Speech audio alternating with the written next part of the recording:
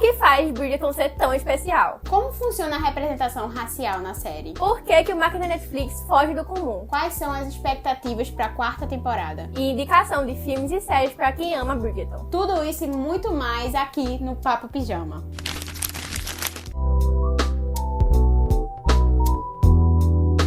Olá, sejam bem-vindos ao episódio piloto do Papo Pijama, um espaço seguro para suas noites de insônia. Ou quando você quiser consumir um conteúdo de conforto. Eu sou Laura. E eu sou Thaís. E aqui no Papo Pijama a gente vai trazer muita informação, insights, memes e conversas sobre cultura pop. E aí, bora papear? Então, eu acho legal a gente começar falando um pouco da nossa experiência com Bridgerton, né? E como a gente conheceu. Mas antes eu vou começar com hot take, gente. Eu não sou muito fã de romance época. Então, assim... The woman was too stunned to speak. Enfim, eu vou explicar mais isso depois eu falo. Mas eu conheci Bridgerton, eu tinha, sei lá, uns 14, 13 anos por aí. Foi uma época que eu tava lendo muito, né? Eu não lembro exatamente quem me apresentou, talvez tenha sido minha irmã, que também lia muito na época. E aí ela me apresentou a série de livros e eu comecei a ler. E eu gostei bastante, só que eu não tinha terminado. Eu tinha lido acho que 4 ou 5 livros da série de 8, né? Que na época não tinha saído o 9º ainda. Sim, sim. Eu dei uma parada, porque eu parei de ler ali por 2016, mais ou menos. Eu só fui voltar a ler e realmente terminar todos os livros quando eu soube da adaptação. E aí meio que, meio que reacendeu o meu interesse na série, né? Eu fiquei assim, nossa, tô curiosa pra saber como é que vai ser isso. E aí, quando eu soube, eu li o resto dos livros e agora estamos aqui. E tu, Thaís, como foi? E é isso. Então, comigo foi um pouco parecido, mas Bridgerton eu acredito que eu tenha conhecido pelo Instagram, porque na época eu não tinha, tipo, BookTok, né, que hoje em dia é super popular, né, todo mundo assiste, enfim. E aí eu tinha uns 17 anos, eu ia fazer 17, e aí eu ganhei um Kindle da minha mãe. Por quê? Porque eu queria muito um, e na época também eu lia bastante. Então eu lia pelo celular. E aí a minha mãe falou assim, você quer o quê de aniversário? Aí eu falei, eu quero um Kindle, né? E era o primeiro Kindle da linha tradicional, né, com luz. Até então não tinha luz, então era muito escuro a tela. E aí quando saiu esse Kindle novo, eu falei, eu quero. Me dê de aniversário. Aí minha mãe me deu um beijo pra ela. Beijo, manhã. E aí, nisso, eu acabei baixando alguns títulos. Tinha a seleção, que eu li os 3 primeiros, né? Que é a versão tradicional, né? Digamos assim, a série principal. Eu não li os outros 2, então não me pergunte o que acontece. É ruim, então precisa. Não faço a menor ideia. E depois eu também coloquei Perdida. Aí eu lembro que tipo, inclusive saiu até o filme de Perdida, né? Tá sendo produzido segundo. Estamos assim, na espera. Esperamos aí. Mas conhecia pelo Instagram mesmo. Eu acredito que tenha sido pelo Instagram, que se chama Escândalos de uma Lady. Que ele é basicamente um Instagram só pra livros de época, séries de época. Então tem muita coisa, é muito legal, sabe? Eu gosto muito de acompanhar. É bem legal pra quem gosta desse gênero. Eu amo romance de época. Então assim, quando eu conheci Bridgerton foi maravilhoso. Eu amei muito. Então, eu não sou muito fã de romance de época. Não é nem exatamente assim, não é um motivo super... Não, não sou hater. É porque não é minha primeira opção, assim, quando eu tô procurando algum livro pra ler. Mas é porque, apesar de ter todo um encantamento, assim, tem aquela coisa do cortejo, tem as confissões de amor, né, que são sempre palavras muito bonitas. Fofo. Então, não sei, eu acho que acaba ainda sendo um pouco tradicional demais pra mim. É meio distante, algo do né? tipo, né? É meio distante da nossa realidade também. Mas eu amo, independente. Mas, assim, mas também, tipo, eu leio livro de fantasia, então bem é distante da realidade. Então, né? Não sei, talvez eu deva meio que procurar mais livros de romance época pra eu gostar mais do gênero. Eu gosto muito, independente, sim. Tanto filme, quanto série, quanto livros, eu sou encantada, assim, eu gosto muito mesmo. Eu amo. Então, tipo assim, foi bem natural pra gente Bridgerton ser o tema do nosso primeiro episódio, né, do nosso TCC, porque é um gosto em comum que a gente tem e também é uma coisa um pouco curiosa até, porque quando eu soube da adaptação, eu jurava que só ia ser ali o público só ia ser quem já conhecia os livros, né, quem era fã Eu tive essa dos impressão. livros. Eu tive a minha impressão. E aí, quando saiu, foi assim, virou um fenômeno da Netflix e já tá na 4ª temporada, né, vai sair, já foi renovada pra 5ª e pra 6ª. E as pessoas amam. Então, assim, eu acho que foi também de um lugar de curiosidade, de saber o porquê que Bridgerton é tão diferente, né? Sim. O que é que faz ela ser tão diferente das adaptações ou das obras de romance de época que a gente já conhece? Então, eu acho que antes de a gente começar a falar especificamente de Bridgerton, é interessante a gente entender a diferença de romance de época, romance de costume e romance histórico, porque são termos, né? São categorias que se confundem, sabe? Então, o que é um romance de época? O romance de época, ele é um livro, ou uma série, ou um filme, um produto, que ele se passa antes de 1950. Porque a partir de 1950, a gente já considera como se fosse uma idade mais atual, mais contemporânea. Então, muitos dos eventos já são atuais pra gente. Costumes são mais atuais. Então, muita coisa, tipo, questão da independência da mulher, a independência de vários países também. Então, tem todo um contexto histórico envolvido. E disso, o romance de época, ele se diferencia porque ele foca muito mais na relação dos personagens, especificamente nos relacionamentos amorosos, do que se tem uma fidelidade histórica certeira. Então, por exemplo, eu acho que aconteceu uma guerra em 1800 e alguma coisa. E aí essa pessoa não tem essa certeza, ela não vai pesquisar, ela vai inserir lá e tá tudo certo. E no caso, aqui a gente tem um exemplo muito claro que é Bridgerton. Bridgerton tem muitas questões que, se você parar pra pensar, nunca aconteceria na vida real. Tipo, o lance da Daphne ter dado um soco num pretendente dela que era muito safado, assim, né? Era muito ousado. Isso nunca aconteceria. Nunca. Toda a diversidade, tipo, étnica também. Exatamente, que eles isso nunca aconteceria. na Isso série, é uma coisa né? que não existe Então, romance de época é mais, tipo, é o ambiente em que eles estão inseridos, Isso. né? Mais do que realmente ser fiel à realidade. E é tipo uma idealização. Sim. Porque muitos deles são escritos na atualidade. Então, Bridgerton é um exemplo muito bom deles, sabe? Porque foi escrito em 2001. O primeiro livro foi publicado em 2001. Então, assim, como é que a Julia Quinn tem certeza de que tal atitude seria coerente pra época? Bom, acho que ela não tem certeza, né? Mas, enfim, é uma diferença bem gritante. Já o romance de costumes, ele é mais focado realmente, como o nome sugere, nos costumes, nas tradições, nos comportamentos das pessoas daquela época. E os romances de costumes geralmente também são escritos na época em que eles se passam, ou muito próximo. Por exemplo, Orgulho e Preconceito, que eu amo. E aí, Orgulho e Preconceito se passa em 1813, foi publicado em 1813. Então, ele reflete muito bem a sociedade rural daquela época. Então, todos os costumes, a etiqueta, o vestuário, tudo, esse pessoal tá muito mais fiel do que, por exemplo, se a gente fosse olhar em Bridgerton. Apesar de ser o mesmo período, que é um período regencial, né? Ali na Inglaterra, que é quando o príncipe assume no lugar do rei George, né? Então, tem esse período na história da Inglaterra, que é muito usado na mídia, inclusive. E aí tem essa diferença. E já o romance histórico, ele tem um quê de história, digamos assim. Ele usa muitos elementos que realmente aconteceram, então são fatos históricos. Se a gente for pegar um exemplo que eu acho interessante, é Os Três Mosqueteiros, de Alexandre Dumas. Ele foi publicado por volta de 1846, por aí. É um folhetim, né? Tipo novela, só que em jornal. Então era toda semana, era um capítulo atualizado, enfim. E no caso, Os Três Mosqueteiros, ele aborda toda essa questão da guarda real, né? Que são os guardas dos reis, que é os mosqueteiros. E aí a gente tem o D'Artagnan, que é o protagonista da história, que ele é um personagem fictício. Mas a gente tem o rei, que é o Luís XIII, que ele é uma figura histórica, que ele realmente existiu. Ele é o pai do Luís XIV, que é o rei Sol, né? Foi um rei extremamente importante pra a época. A Ana da Áustria, né? Que também é a mulher dele, mas teve um relacionamento meio, né, conturbado, e aí tem outro relacionamento, e aí ninguém sabe se é verdade, se não, mas é um tipo de história que desperta essa curiosidade, assim, no leitor, né, tipo, será que isso é verdade, será que não? Bom, é uma ficção, né, então a gente tem que se prender ao que é fato, histórico mesmo. Então essa é a diferença, assim, entre eles. Eles são muito próximos, porque todo mundo pensa, se passa uma época passar, então é tudo romance de época, e não é, na verdade. Não é, tem essa questão. É bem interessante ter essa diferença, né? Acho que a gente, na verdade, se refere a tudo como romance de época. Sim, é bem modernizado. Tudo como romance de época, né? Totalmente. Mas então, falando sobre romance de época, né? Bridgerton é um... falar. Eu acho que existem alguns elementos, assim, que Bridgerton tem que faz ele se diferenciar de outros filmes ou séries que também são romance de época ou romance histórico. Porque quando a gente fala nesse romance de época, nessa era regencial, a gente pensa muito em bailes, em melodrama, né? Sim. Uma música clássica. Um romance bem assim. Um romance super intenso, né? Uma coisa assim, ardente, vamos dizer. Seu Darcy. Muita Estamos falando de joia, você. nobreza. né? Dinheiro, ouro. Isso. E não é que Falar. Bridgerton não tenha isso, mas eles também conseguem inserir algumas coisas na série que aproximam o espectador Sim, daquele mundo, total. né? E eu acho que uma dessas coisas é o uso de músicas atuais nas suas versões instrumentais, né? Nas suas versões de orquestra. É um detalhe que eu gosto muito, É sinceramente. muito legal, interessante. muito legal. Nas 3 temporadas a gente já teve música, nas 3 temporadas e no spin-off, né, que Sim, da importante Rainha falar. Sherlock.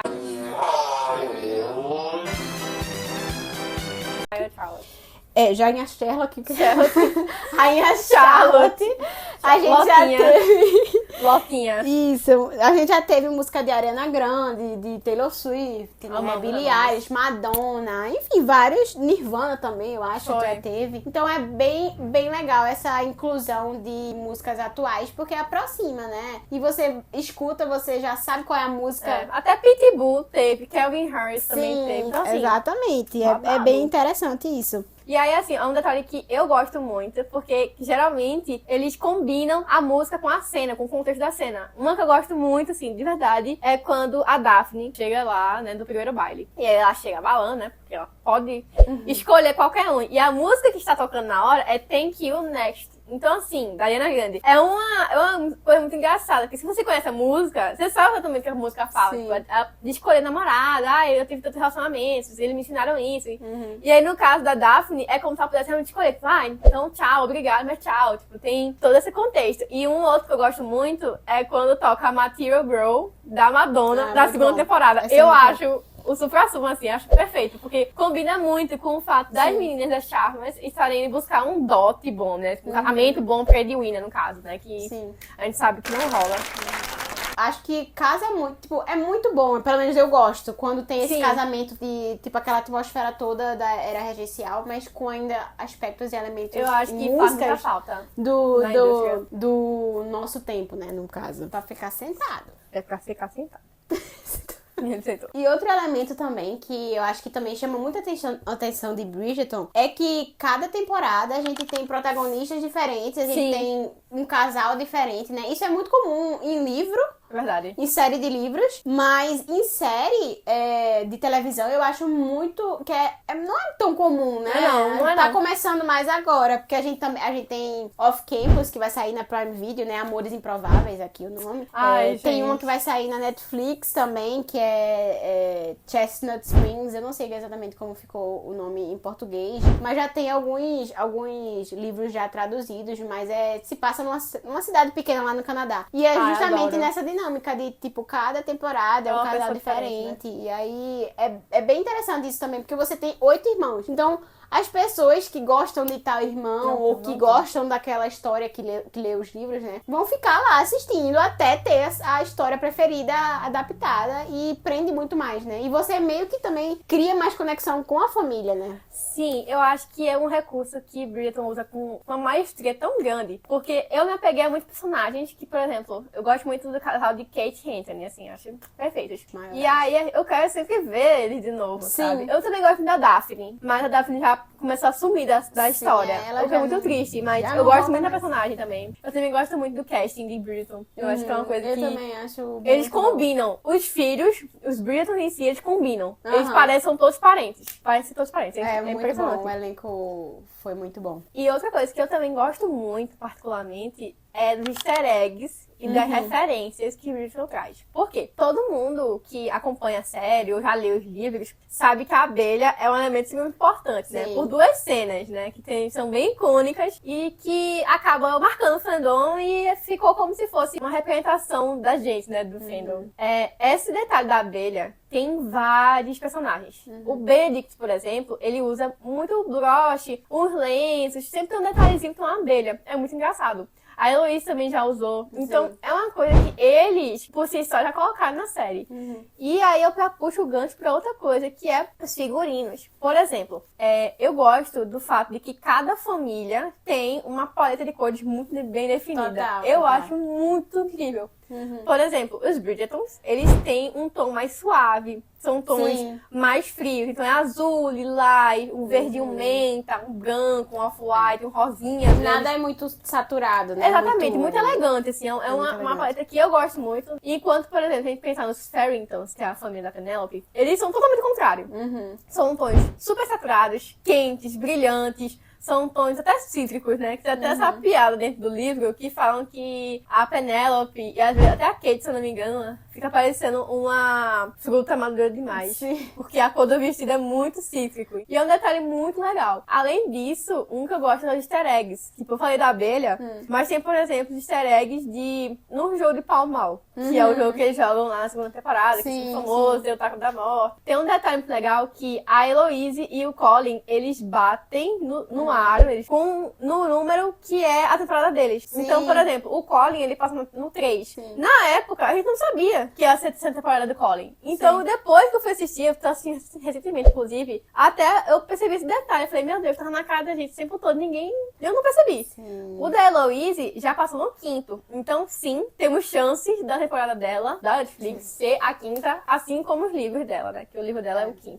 Vamos esperar, mas é um detalhe que eu acho muito interessante, eu gosto. E outro diferencial, eu acho também que é uma coisa, assim, grande, né, de Bridgerton. Eu acho que talvez não começou exatamente na primeira temporada, mas Não. depois, né, eles viram potencial. É o marketing da série, né? Eles fazem muitas parcerias hoje em dia. Nossa, sim. Muitas parcerias com, assim, todo tipo de coisa, né? Tem de todo nicho, gente, assim. É impressionante como o marketing da Netflix está muito focado no mercado local do Brasil. Eu sinto, eles também fazem parcerias com o mundo afora, mas no Brasil eu acho que eles dão uma atenção especial, porque o fandom brasileiro é muito grande. Tipo, O brasileiro nasceu pra ser fã, na verdade. não, exatamente. É uma O brasileiro coisa que... é fã. É uma coisa que tem que ser estudada, inclusive, né? Porque nada explica a paixão que o Brasil tem por certas coisas. E aí a gente já teve collab da Risqué com a terceira temporada que foi lançada em 2024. Teve algumas cores de esmaltes que são muito bonitas, por sinal. São lindas, na verdade. E, inclusive, algumas eu até acho que faria mais sentido ter sido lançadas junto com a segunda temporada, mas eu fiquei na minha, não quis causar briga, né? E cada esmalte tem nomes que remetem a algum elemento da série. Eu mesma, eu tenho um que é o azulzinho bem claro, que se chama Diamante da Temporada. Tem Uma Abelha Me Contou, Sobre a História da Rainha, Os Segredos de Bristol Down, Querida Leitora, algo assim, tipo. E são vende, né, nomes- galera? Sim, Vende. e as cores são lindas. E a Risqué é uma empresa que é super consolidada desse mercado Sim. de esmaltes e, né, de autocuidado. Além disso, a gente recentemente teve, além da Risqué, o Óleo Paixão fez a propaganda junto com eles. E agora eles estão com uma coleção de Bridgerton especial, com essa quarta temporada. E eu amei, assim. Eles estão até vendendo um kit juntos, dos dois produtos juntos. Esmalte e óleo com creme e paixão. É bem legal. Eles investem muito em parceria, né? Também teve a Balduco, né? que Sim, fez- eu lembro. Eu fui uma vez no mercado, tava lá, eu fiquei surtada, assim. Pra quem é fã, assim, foi no mercado ali, comprou um pão, e quando você vê, meu Deus, esse negócio de Bridgerton. Eu surtei na época. Minha mãe tá de prova. Beijo, mãe, de novo. Mas assim, eu surtei. Eu fiquei, meu Deus, é de Bridgerton. E eles fizeram um cardápio especial de Bridgerton, mas também eles reembalaram algum de sucesso da marca. Então, teve pra todo gosto. Quem já gostava, quem não conhecia, enfim. Teve pra todo mundo. A gente também tem a Tilibra, que lançou... Fizeram pra mim, Eu acho que foi inclusive. pra essa temporada, né? Sim. Foi pra essa temporada que lançou alguns designs de caderno, assim, com... Lindíssimos, inclusive. Muito lindos mesmo. Eu mal uso caderno, tô querendo comprar. Gente, fizeram pra mim. Se vocês verem a minha coleção de caneta, fizeram pra mim, pô. Falaram, tem o nome Thaís aqui, ó. Thaís. E uma outra aqui, inclusive, eu tava até comentando com o Laura antes da gente começar a gravar o vídeo, que foi, assim, uma coisa meio dúbia. Que Meio foi, polêmico. assim, né? A gente sabe que a quarta temporada é da Sophie, que é uma criada, né? A Sophie, ela começa a trama dela sendo uma criada, enfim. E aí, nisso, a gente tem a Comfort, que é uma marca de produtos pra casa, né? Pra lavar roupas, enfim. Com uma coleção de Bridgerton. Então, assim, meio É de bom polêmico. tom? Talvez. Não é de bom tom, eu acho. Mas, ao mesmo tempo, eu não acho que eles estão ligando tanto, né, pra isso. Vamos ver. Provavelmente vai vender muito também. Sim. E além das parcerias, a Netflix ela também investe muito em experiência, né? não só de Bridgerton, né? Mas também por ser uma das maiores séries que eles têm. Eles investem bastante nesse marketing de experiência aí. Inclusive, já existem artigos de 2015 que falam da importância do marketing de experiência para criar conexão e engajar o público. E a Netflix faz isso muito bem. E quando a gente fala de Bridgerton, eles estão explorando o marketing de experiência como uma coisa super exclusiva. E muitas vezes tem eventos que realmente imergem o fã naquele universo. Por exemplo, eles já criaram o The Queen's Ball, a Bridgerton Experience, que é um baile totalmente temático, gente. É uma coisa, assim, incrível. Eu fui ver os takes pra poder gravar esse vídeo e, assim, é maravilhoso. Ficou restrito à América do Norte, né? Infelizmente, né? Nós queremos no Brasil.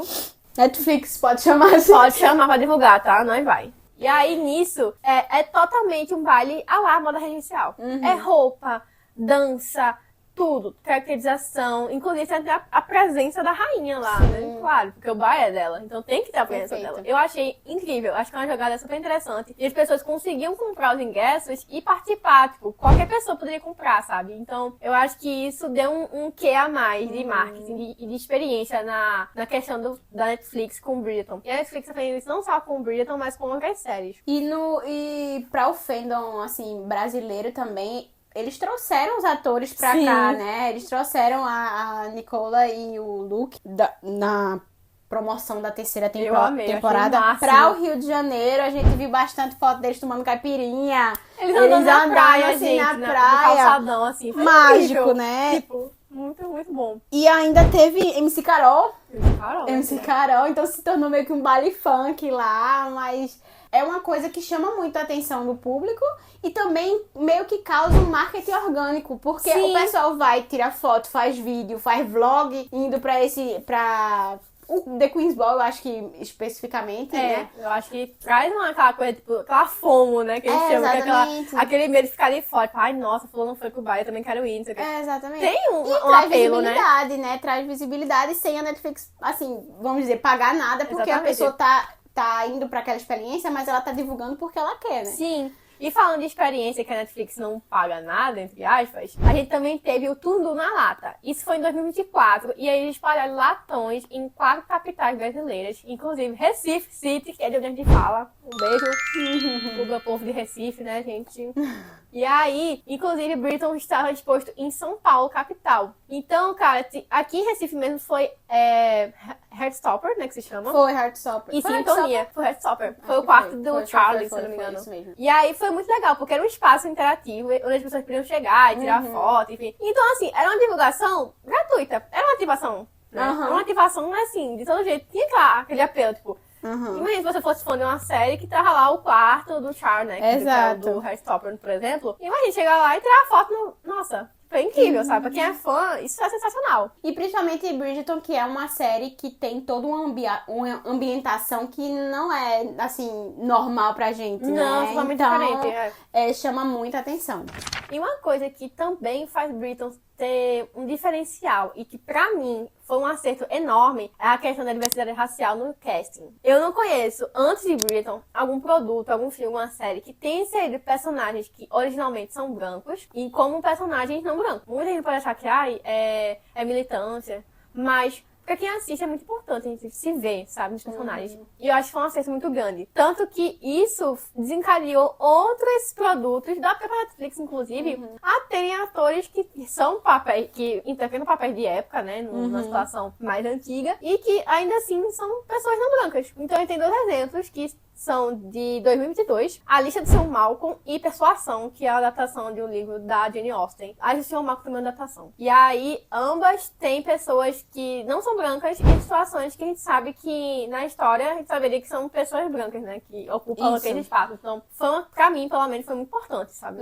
Acho que deu um diferencial muito grande na série. De certa forma, uma surpresa, né, eu acho. Sim, porque tipo, eu não esperava, não. Eu acho que era muito raro, pelo menos na televisão, né? Porque, por exemplo, Hamilton, que é uma peça de teatro musical, né? Um musical, ele tem essa pegada, mas é no teatro, então fica meio que ali, né? Sim. Agora, na televisão, eu acho que antes de Bridgerton, assim, não... Em uma série de época, eu acho que é muito difícil. Ficcional. Acho que é E importante a gente exatamente. colocar um asterisco ficcional. Porque quando é série de época que trazem personagens que são historicamente negros, enfim, asiáticos, é sempre numa situação decadente, digamos assim. exatamente. A questão da escravatura. Eu, particularmente, acho que eu lembro de um filme chamado Belly, e ele é 2013, se eu salvo engano. Mas a história, o enredo, é que ela é uma filha bastarda de uma ex-escravizada, uma mulher escravizada, não vou lembrar exatamente. E o pai dela é um oficial da marinha. E aí ela cresce e vai pra Inglaterra como dama mesmo, sabe? Então ela enfrenta vários percalços até ser aceita na sociedade. E a gente sabe que foi difícil. E, inclusive, essa história é baseada em fatos reais. Então, eu acho que é uma das poucas histórias que não tem tanta a questão da escravidão, da escravatura, quanto em outras histórias, que basicamente, é uma pessoa que foi escravizada, ela tenta sair dessa vida. Poxa, mas eu acho que existe muito mais histórias além disso, sabe? Tipo, eu sei que é importante contar sobre, mas vamos mudar também, E né? se é Inserir em outras ficção, coisas. né? Por que você precisa realmente ser super fiel à realidade, Exatamente. né? Licença poética, né? E esse método, assim, de escalação de atores até tem um nome, né? Que se chama Colorblind Casting. Que é basicamente você pegar esses personagens que normalmente essas obras têm obras originais, né? É uma adaptação. E aí esses personagens são personagens que nos livros ou na obra original são personagens brancos, mas que você, quando vai fazer a escalação dos atores, não tem restrição de raça, né? Então é esse chamado Colorblind Casting. Mas o Colorblind Casting, apesar de na teoria ser bom, na prática às vezes não é tanto, né? Por quê? Porque o colorblind casting, muitas vezes, ele ignora o contexto social e cultural em que essas pessoas estão inseridas. Então, é uma coisa que você só tá ali, mas você não tem nada da sua cultura ali. É muito superficial, né? Como se fosse jogado, assim, É muito superficial, muito... É só você ali como pessoa, mas não tem nada da sua cultura, não tem nada do seu contexto. Então, na verdade, tem um outro tipo de escalação que a base é a mesma, mas se chama Color Conscious Casting, que é basicamente você pegar essas pessoas e incluir na história, mas incluir também o contexto social e cultural e também as disparidades raciais que existem, né? Que a gente sabe que existe. E aí Bridgerton fica meio que com um pé aqui e um pé ali, porque apesar deles fazerem muito bem isso de incluir a cultura dos personagens dentro, eu acho que com Kate é uma das... Kate e Edwina eu acho que foi mais interessante. Isso. Que a gente tem alguns costumes indianos, né? A gente tem a mudança do nome mesmo de Kate. Sim, eu achei muito importante, sabe? Isso. Porque o nome dela original é Catherine Sheffield. Isso. Mas na série tá como Katani Sharma. Pra gente que é fã, eu acho uma mudança muito interessante, assim, sabe? Tipo, eu imaginava a Kate de um jeito, mas a partir do momento que Simone Ashley foi escalada, eu olhei pra ela e eu falei, meu Deus, é a Kate. É a Kate. Porque ela tem uma energia de Kate. Exatamente. Eu senti a mesma coisa com o Simon, quando o Harry Page foi escalado pra ser Simon. Quando ele apareceu na primeira cena, que ele tá montado no cavalo, tudo pomposo assim, eu falei, meu Deus, é Poça Graça. Eu só pensei nisso, sério, tipo, ali, nossa, meu Deus, Poça Graça. Isso. Perfeito, assim. Eu acho que foi uma mudança muito acertada na série. Eles têm esse respeito, vamos dizer, por incluir a cultura das pessoas, né? Acho que com o Yerin Ha também, que vai fazer Sophie, também aconteceu isso. Sim. O sobrenome de Sophie no livro é Beckett e eles mudaram pra Beck, que é um sobrenome coreano, né? E aí eu também tô curiosa pra saber como eles vão incluir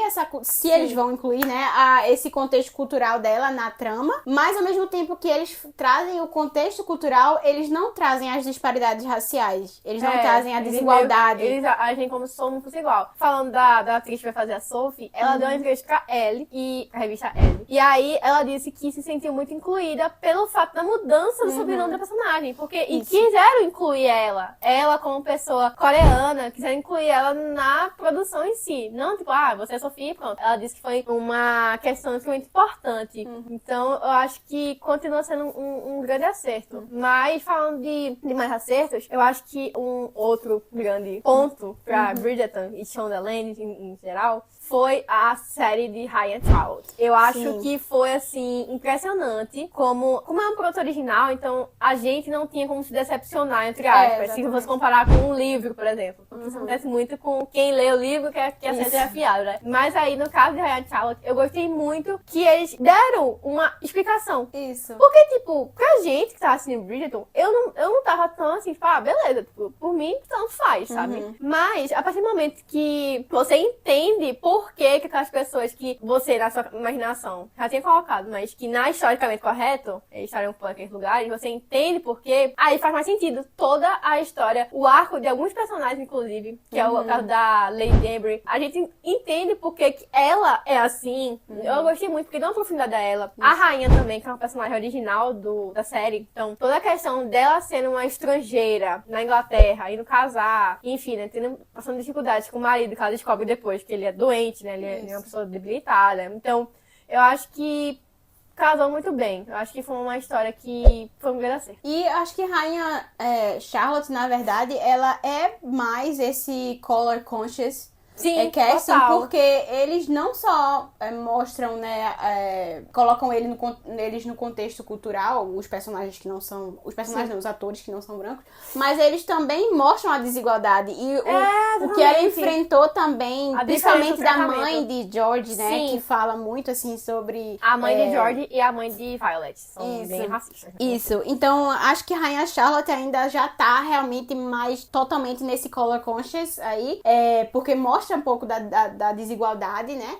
Enquanto Bridgerton fica naquele meio ali, enquanto tem o respeito pela cultura e mostra a cultura, eles não falam tanto sobre a desigualdade. Mas aí também eu acho que eu jogo pra vocês, ou pra Thaís também, mas mais pra vocês, essa pergunta de pra Bridgerton é necessário trazer a desigualdade racial, Acho que é um papo entendeu? pra se pensar. Porque se você tá fazendo uma série que é pra ser romance, é pra ser uma coisa, um lugar que você escapa da Sim, é um realidade. escapismo, né? Então, é necessário realmente trazer ou é suficiente eles viverem nesse mundo ficcional em que não existe tanto mais, né? Não existe Sim. mais essa desigualdade racial, né? Eu acho que sim, que não. Porque, pra pensar, a Rainha Charlotte deve passar uns 40, 50 anos antes de Bridgerton, da história oficial. Então, levando em consideração que, tipo, é uma geração ou duas, eu acho que as pessoas que vivem em Bridgerton talvez nem tenham que lidar com a situação que o pessoal de Rainha Charlotte passou. Sim. Eu tenho a impressão disso. Por isso que é meio que relativizado, digamos assim. Mas eu ainda assim acho que poderia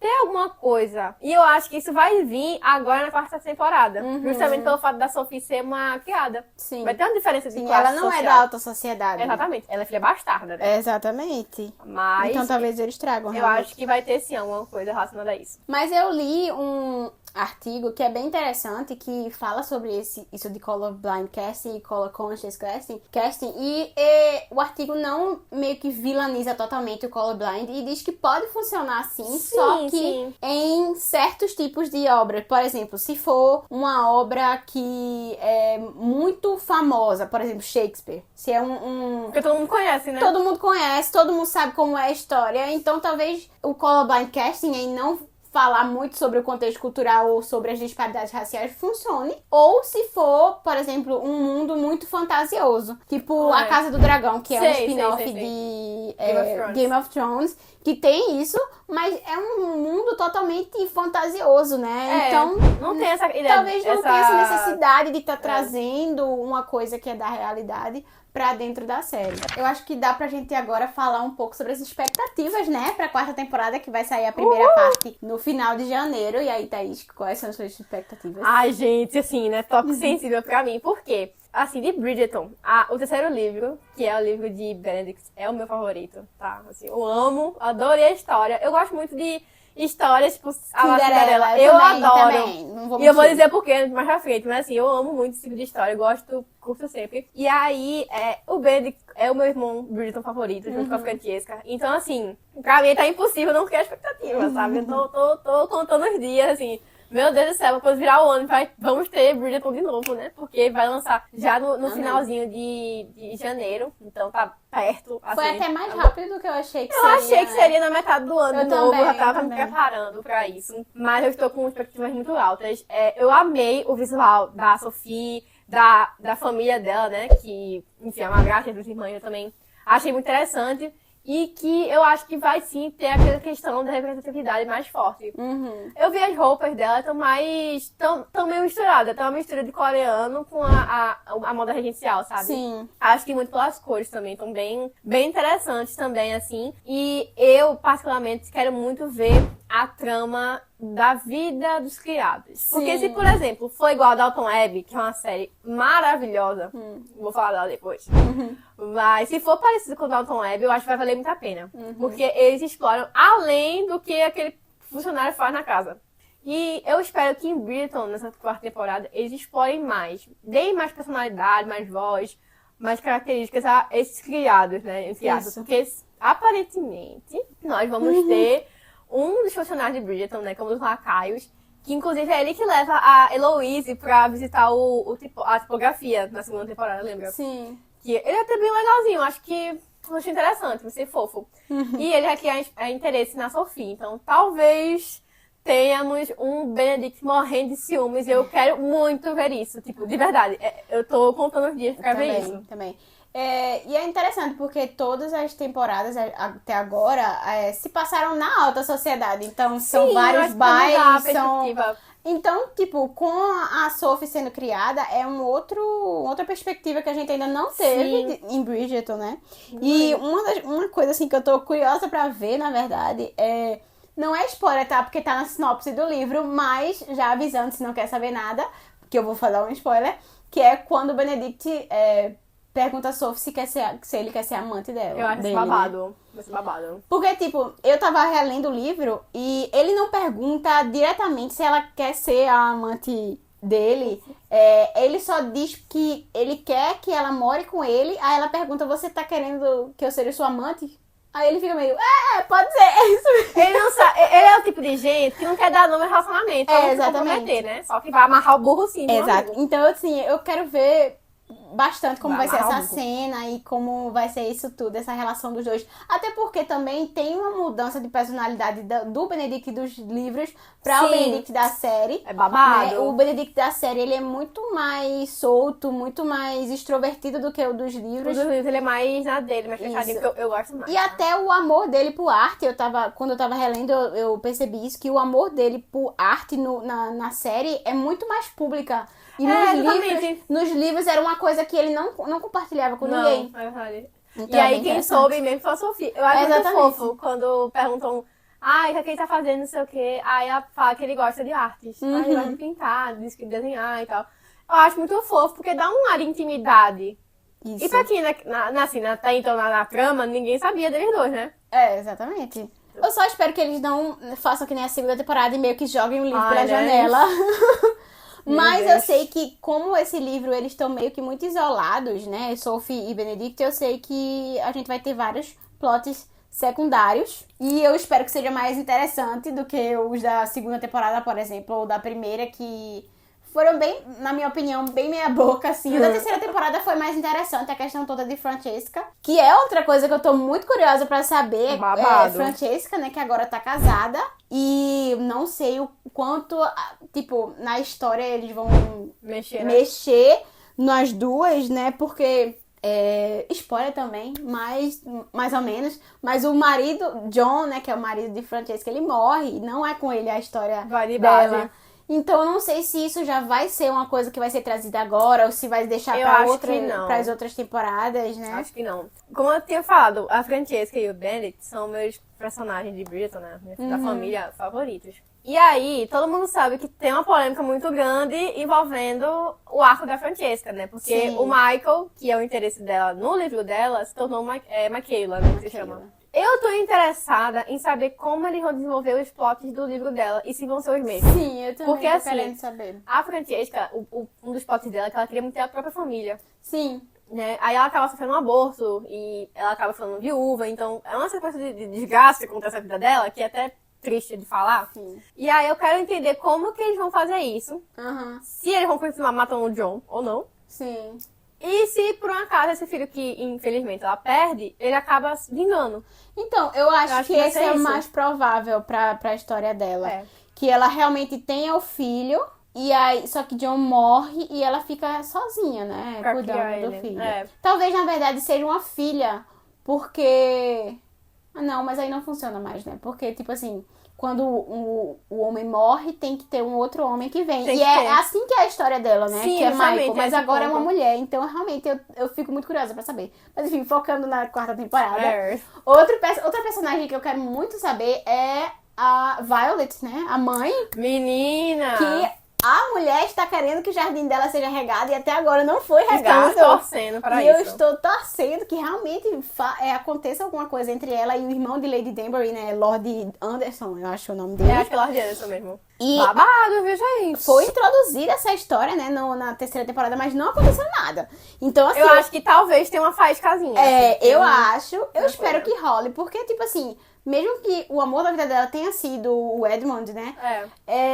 Eu acho que nem todo relacionamento precisa Imagina. ser sobre você ser o amor da vida dela, da vida da pessoa, no caso. Pode ser só sobre companheirismo também. Eu acho que eles vão abordar essa questão. Então, eu acho que assim, eu não sei se vai ser um personagem que vai ficar pra sempre, mas eu gostaria de que Violet tivesse outra pessoa ali pra ser um companheiro dela, né? Partindo do ponto que ela não é mais Lady Bridgerton, porque quem é Lady Bridgerton agora é Kate. Sim. Então, eu acho que talvez isso ajude ela a se sentir com propósito. Porque, Sim. querendo ou não, ela já terminou que é os filhos dela, com exceção do Gregory e da Hyacinth, né, que são crianças ainda, né, adolescentes. Então, eu acho que isso ajudaria a própria personagem a pensar numa outra perspectiva, sabe? Eu acho que é muito interessante esse plot, particularmente. Eu acho que vai dar o que falar.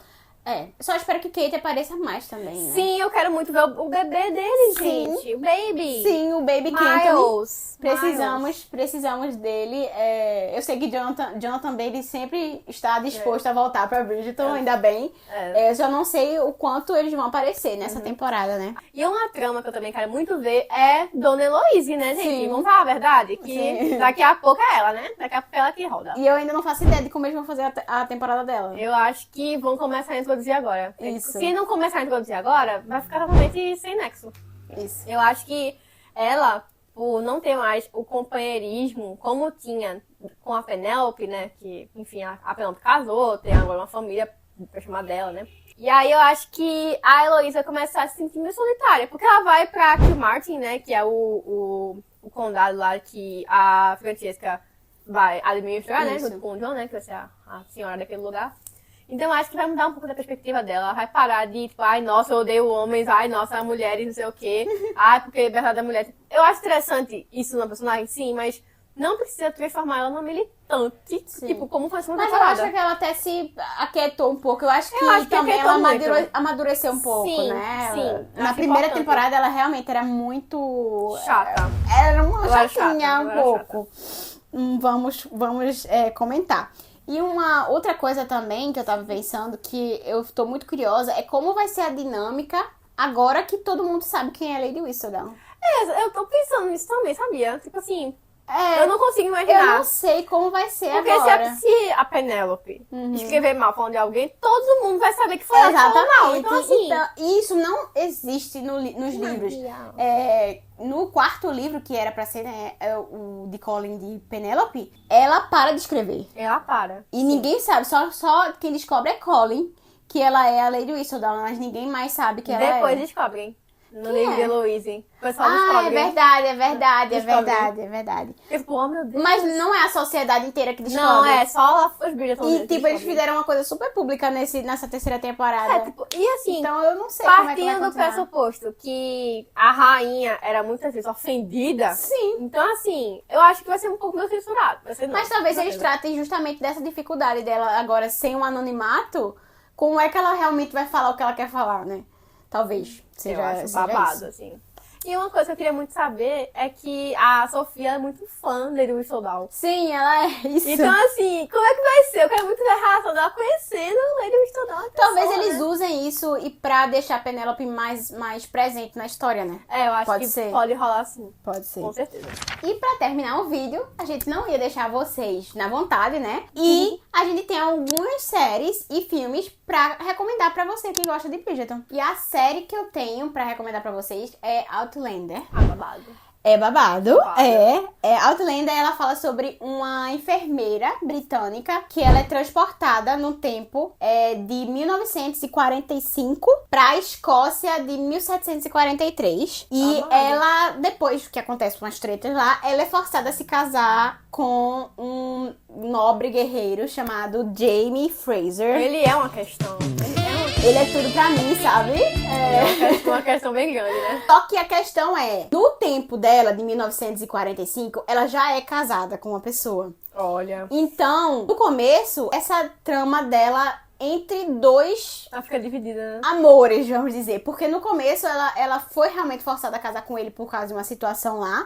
Não por ele, pelas circunstâncias. E aí, no começo, ela nem vê ele mesmo como um pretendente. Então, mas depois, quando passa o tempo e ela não consegue voltar para o tempo dela, ela passa mais tempo com ele e aí ela fica muito dividida. É muito legal, tipo, a fotografia é linda, o casal encantador, assim, apaixonante. Ai. Meus E pais. ela é linda, ela foi modelo da Cross Foi Secrets. modelo. Só que assim, eu tenho alguns avisos com Outlander. Há uma série bastante gráfica, assim, tanto para as cenas de violência, porque tem muita guerra, né, muita batalha. Dada época, né? Isso. E também para as cenas de sexo, né? De ser vergonhice, de ser vergonhice. Mas, né? e também tem algumas cenas de abuso sexual que podem, assim, ser bem sensíveis, né? Então, assim, eu já deixo avisado, tá? Se você for querer assistir a série, dá uma procurada nos gatilhos, nos avisos de gatilhos, porque tem algumas coisas que podem ser sensíveis.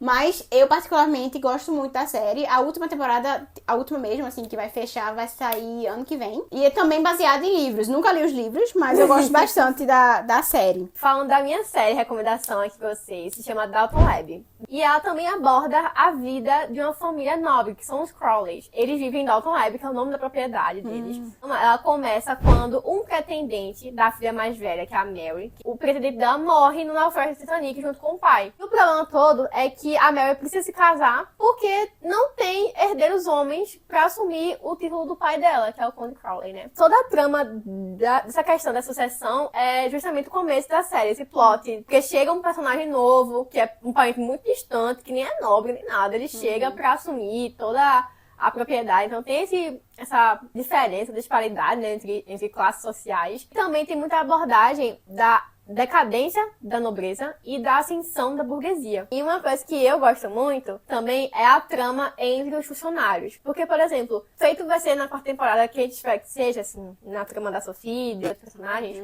é que eles têm uma vida fora do trabalho, sabe? E isso em Downton Abbey é muito presente, porque eles mostram tanto o núcleo principal, que é o núcleo dos Crawley, quanto o núcleo da criadagem. É muito interessante, porque tem casamento, tem filhos, tem muita coisa assim entre eles lá, e é muito legal de assistir. Eu acho que vale super a pena. Eu amo, eu acho que é uma série muito gostosa de assistir, porque não é tão pesada, é dramática, sim, mas não é tão pesada como Outlander, por exemplo, sabe? Então, eu acho que é incrível, vale muito a pena assistir. Eu também tenho um filme pra indicar pra vocês, que é O Amante de Lady Chatterley. Já ouviu isso falar? Já ouvi, né? Mas não assisti Não ainda. assistiu. O filme conta a história de uma aristocrata, Lady Chatterley, o nome dela é difícil falar.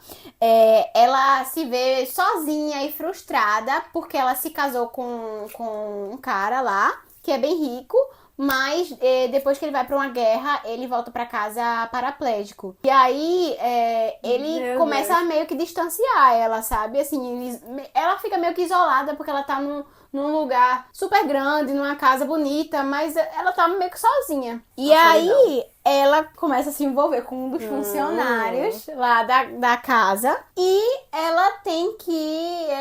meio que o filme é sobre ela vivendo esse amor, mas também meio que vivendo as consequências de seguir o coração dela, né? É babado, né? E aí, tipo, eu gostei muito do filme. É bem bonito, apesar de ter traição, né? Não assim, né, gente? A gente perdoa. Mas, nesse contexto, eu perdoo, tá? Mas dada a situação, gente, vamos falar a verdade, né? Vamos ser justos. Exatamente. E aí, eu gosto muito. A fotografia também é muito bonita.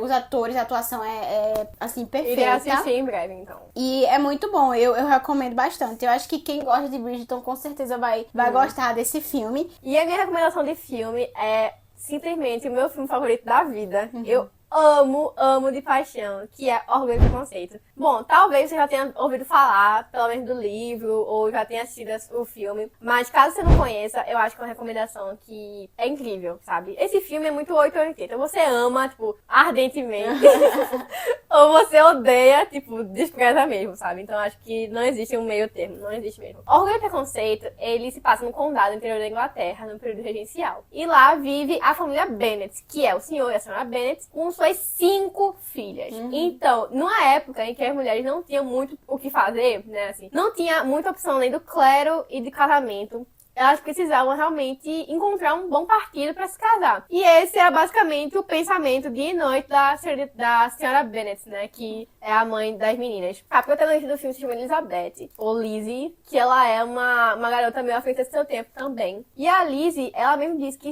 já estava aceitando o fato dela não se casar e ficar, bom, solteirona pro resto da vida, mas que ela sim abriria o coração caso o amor chegasse, né? Ela se casaria por amor. E aí o amor dela se chama quem, gente? Se chama Sr. Darcy, né? Fitzwilliam Darcy. Né? Babado. Bom, a história toda começa quando o Sr. Bingley, Srta. Bingley e Sr. Darcy, eles se mudam pra uma propriedade próxima lá do condado. E aí, eles são recepcionados, porque eles são mais ricos, então a galera queria conhecer, né, fazer um network ali com eles.